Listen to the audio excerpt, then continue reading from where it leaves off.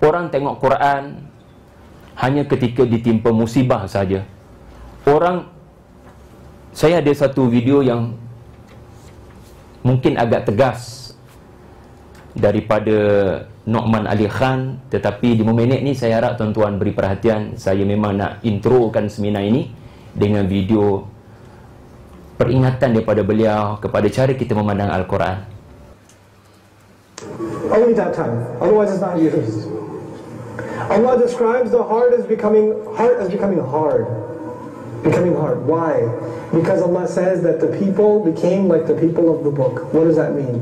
They read the book. They recite the book. But they have no clue what's in it. They have no clue what's in it. They don't care. They don't come to it to soften their heart. They don't come to it to talk to Allah. They don't have with it what they should have. لا ينتفعون منهما من شيء. The Rasul says sallallahu alayhi wa sallam, these people of the book benefit nothing from it. بأيديهم التوراة والإنجيل. They have Torah and Injil in their hands. They don't benefit from it. The Muslim will become like this. The Muslim will come to the Imam and say, Imam Sahib, I have a fever. Which surah should I recite? Imam Sahib, I have my daughter's getting married. Which surah should we play the recitation of after the DJ is done? Which surah should we recite?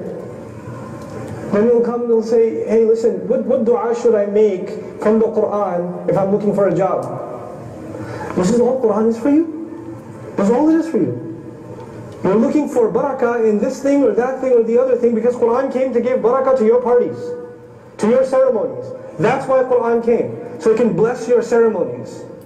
The Quran did not come to change you. The Quran did not come to give you advice, to change you, to make you a different person, to earn your money differently. It didn't come for that. It just came so you hire some guy at your wedding, and he comes and recites Quran and women put napkins on their heads. That's why Quran came? That's what Quran is to you? Or Quran came so you can have decorated large ayat in your home? Big giant Surah Al-Asr inside your house next to the big screen TV? That's why it came? Quran came so you can hang in the rear view mirror? Ayatul Kursi, because you don't have dual side airbags? That's why it came? What have we done with this Quran? What have we turned it into? This is a serious matter, folks. We're wrapping this book up and we're printing it in silk and we're having art exhibits with it. Allah gave us this message. People like spilled blood to change their lives according to this book. And now it's become a book that is just ceremonial and breaks your heart. It breaks your heart. We celebrate. I'm not blaming anyone. I'm not talking about your community. Do not say I was talking about your community. Listen to what I'm saying. We celebrate children memorizing the Quran. We celebrate it. And yet we don't cry when those children become adults and they still don't know what they're reciting. They still don't know what they're reciting. But we celebrate it every year. And when those kids are leading Taraweeh, the guy leading the prayer doesn't know what he's reciting. What do you expect from the congregation? The guy leading the prayer doesn't know. There's something wrong with that. That's not normal. That is not how things are supposed to be. We've done this. We've done this. And our kids, we've given them an artificial relationship with the Quran. These kids, they memorize Quran and the biggest goal in their life is, man, I'm going to lead Taraweeh this year. Listen, Quran is not a trophy. Quran is not you get a prize when you recite it. It's not. I met a couple of the kids that have memorized Quran and they're looking for places to lead Taraweeh. You know Ramadan is coming? And they're like, hey, what did they pay? What does this one pay? What does that one? What did you get for a prize at that masjid? They're already talking about what they're going to get when they lead the prayer. Now you're talking about getting paid to lead prayer. This stuff should bother us. This is what we've done with Quran. We've done this. Nobody else came and did this to us. Don't blame the government. Don't blame the corrupt, this or that. We've done this with Allah's book. You think Allah will ask us about that? How are we supposed to take this book? What is it supposed to mean to us? This book came to change my life. This book came to change your life. We have to remind ourselves of that. We have to remind our kids of that. You know, Hufaz of the Quran, back in the day, they used to be called Hamil of Quran, carrier of Quran, because it was understood they carry a huge responsibility. That was understood. You know? And I'm not just picking on the kids that are memorizing Quran, it's not their fault. It's our fault that we don't teach them more. And we better. We better. It's our fault we don't teach our community. It's our fault. I want to leave you with this. When I was in college, and I started learning Arabic, and then I started reading Quran, and I heard dars of Quran for the first time, I was very angry. I was angry. I was angry at the Ummah. How did they rob me? And I'm, 18 years of age, born a Muslim. How did I never know what the Quran is? How come they never told me? How come they just expected I would just figure it out myself? How come they didn't tell me this book is the most important treasure I will ever have in my life? How come they never told me that 23 years of the most difficult struggle in human history, the struggle of Rasulullah sallallahu alaihi wasallam, the culmination of it was فَلْيُبَلِّغِ الشَّاهِدَ الْغَائِبِ بَلِّغُوا عَنِّي وَلَوْ آيَةً. Give on my behalf, even if you can give an ayah. Just give an ayah on my behalf. Rasulullah sallallahu alaihi wasallam just wanted the world to know this book, and my own ummah didn't care to give it to me. My own people. We left it.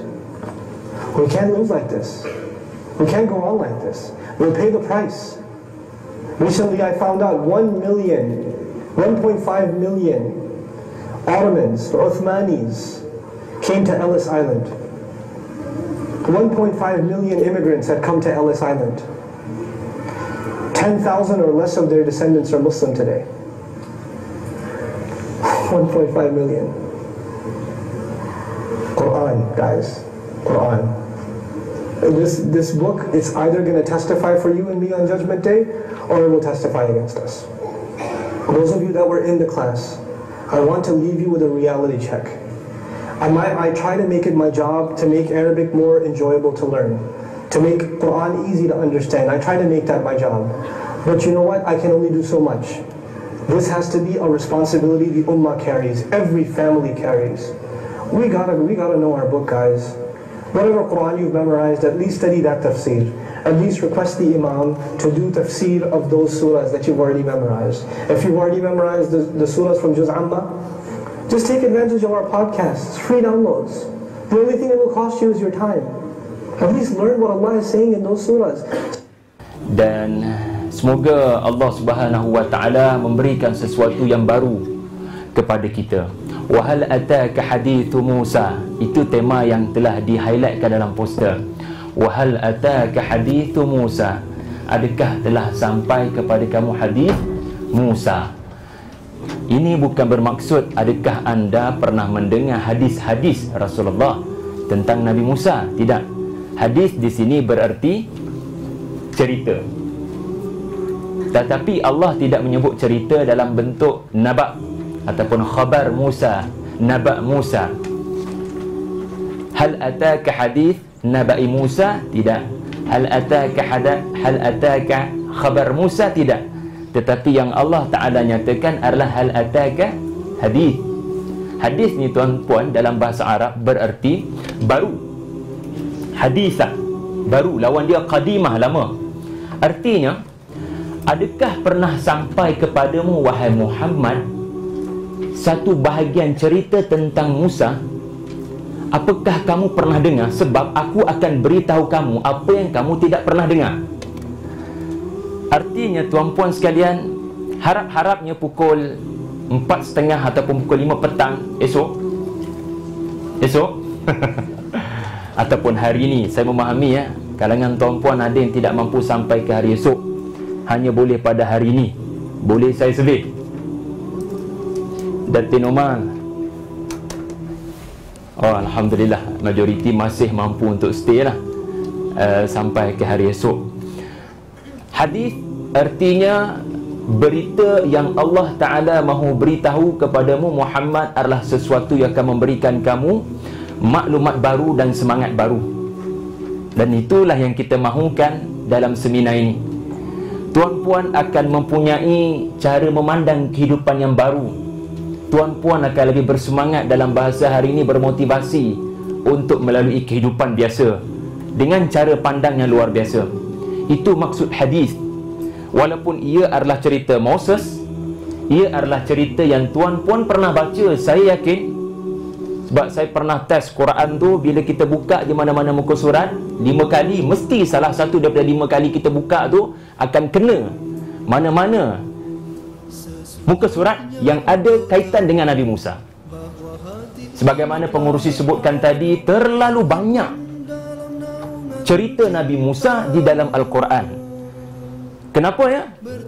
Sebab kesemuanya adalah untuk memberikan semangat baru, hadis, memberikan kekuatan baru kepada Rasulullah sallallahu alaihi wasallam untuk menghadapi perjuangan.